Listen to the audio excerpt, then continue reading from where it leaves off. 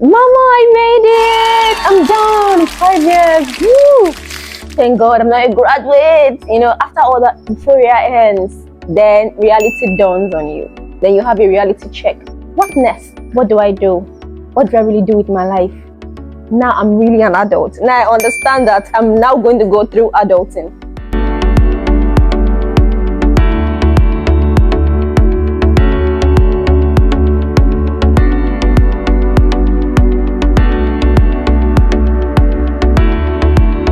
Today, I'll be talking about financial tips for recent college grads. So that if you're done with school and you're at that crossroad where you are wondering what to do, how do I move on with my life? How do I really stand on my 2 feet now?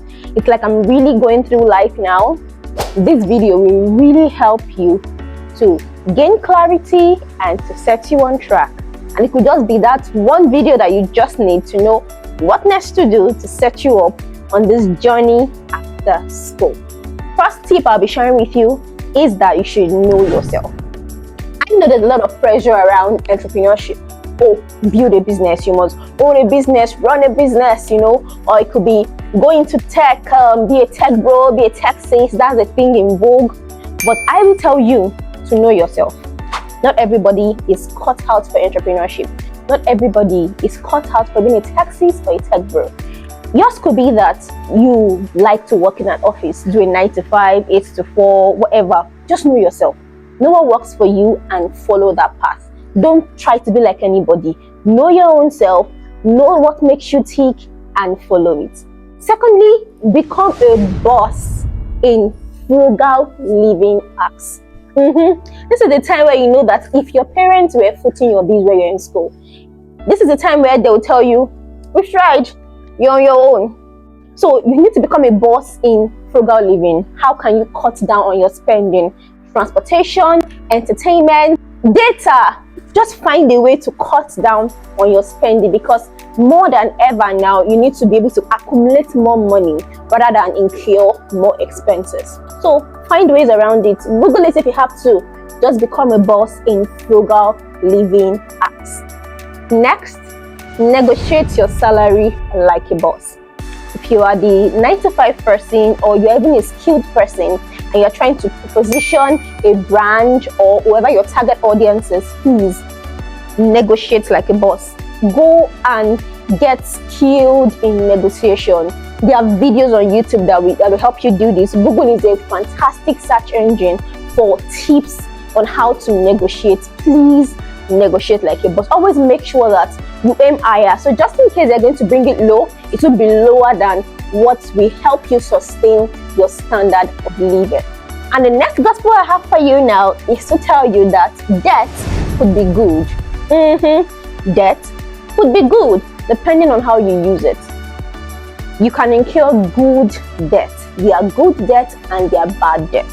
And as a recent grad, if you really want to give yourself that landing that can catapult you further, like you really want to do that thing that will make you go further and not at a pace that might not be as fast or that might not be as profitable to your journey into being independent, all right, you can make good use of debt.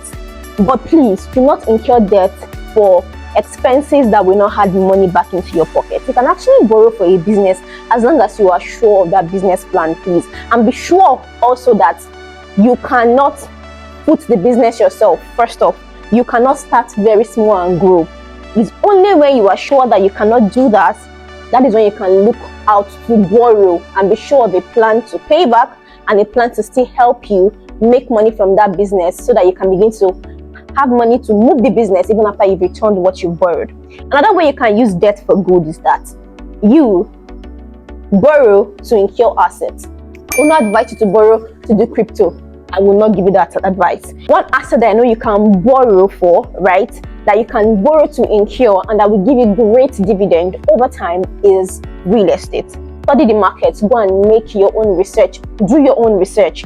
You can borrow to invest in real estate and it can pay you well over time, and that is good debt. Next, you need to start saving for your retirement plan. Yes, start right away. Some people got their footing while they were still in school. Someone like me, I began to do life while I was still in school. But some people waited till they graduated or till they are graduates, they begin to start life, right? If you're in that category, it is fine, all right? It is okay, you are not late, right? What I will just tell you now is that as you're trying to make much of your life, also begin to save for retirement. Have a retirement plan. Whatever you're earning at the moment, have a place that you dedicate a percentage of it, and then you invest that percentage. Please have a plan. Do more research, but make sure that you have a plan for retirement from now. Not 3 years, not 4 years, not 5 years, from now. Because the power of compounding is very, very great. Even if it is 10k towards your retirement plan every month, trust me, in 2-3 years, you would see how far you have come. Now imagine after 10 years of work or 20 years of active work, how far you would have gone. So have a retirement plan. It will compound over time. And lastly, this tip I will give you is called Adulting 104. Yes, I call it Adulting 104. And it's simply explaining buying versus renting, or let me put it this way, renting versus buying a home.